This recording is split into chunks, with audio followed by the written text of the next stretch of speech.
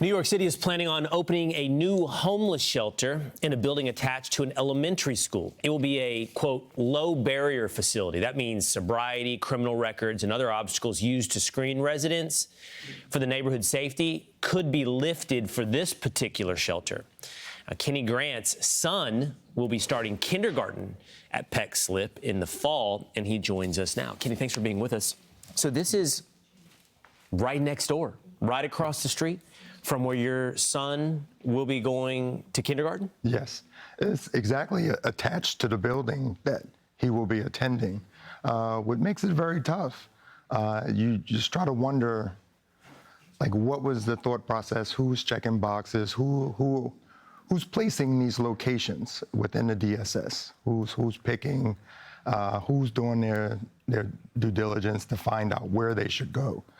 There's not even a certain amount of feet. It's attached to the building of this elementary school.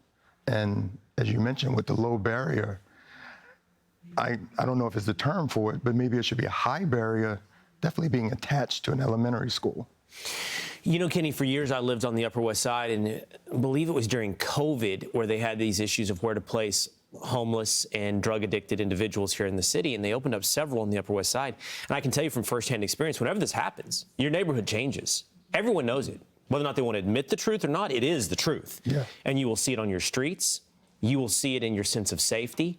And here, I guess, for you and other people who live in Lower Manhattan, right next to your kid's school. Yes.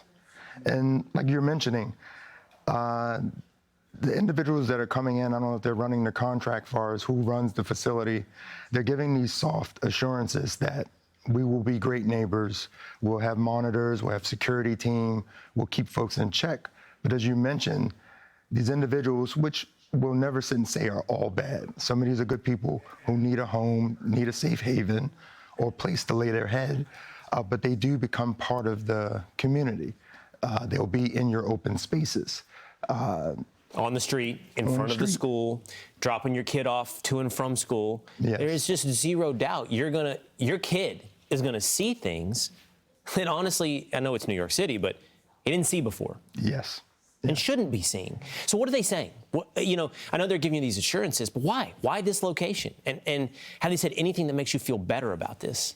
At the moment, no. And that's a big part of what the community of us trying to figure out and have more answers. As you see with some of the story already, they've been flying under the radar to even try to make this happen, bringing it up, I guess, around June 19th.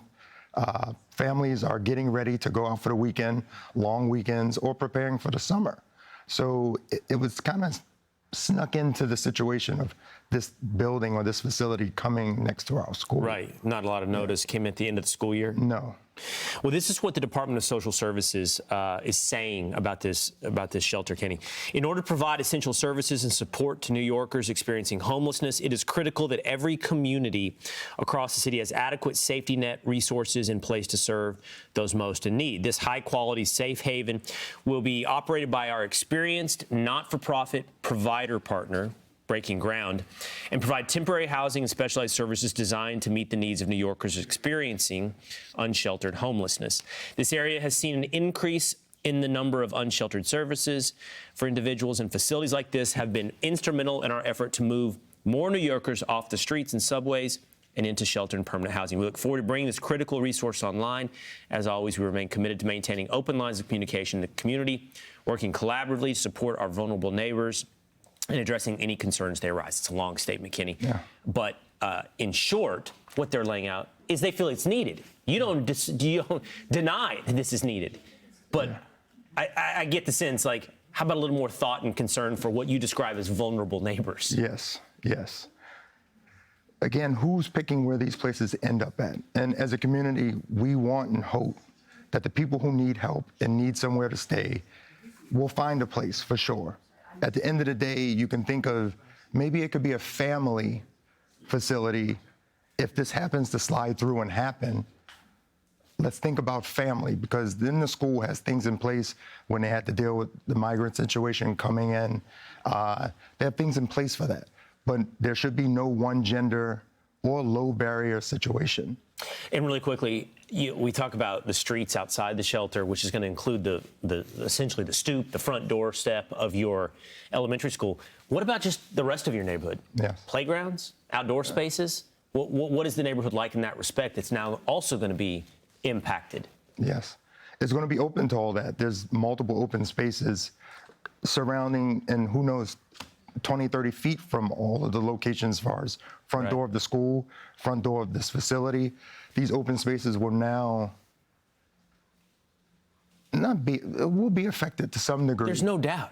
Yes. I know everyone wants to be politically correct because, there's things you want to do to help the homeless, but there is no doubt. You put this in your neighborhood, and your streets and your playgrounds are about to change, and the lives of your children. Yes. Well, we wish you the best, Kenny. Thanks for sharing the story with us. Well, thank you very much for having me. Yeah. I'm Steve Ducey. I'm Brian Kilmeade. And I'm Ainsley Earhart. And click here to subscribe to the Fox News YouTube page to catch our hottest interviews and most compelling analysis.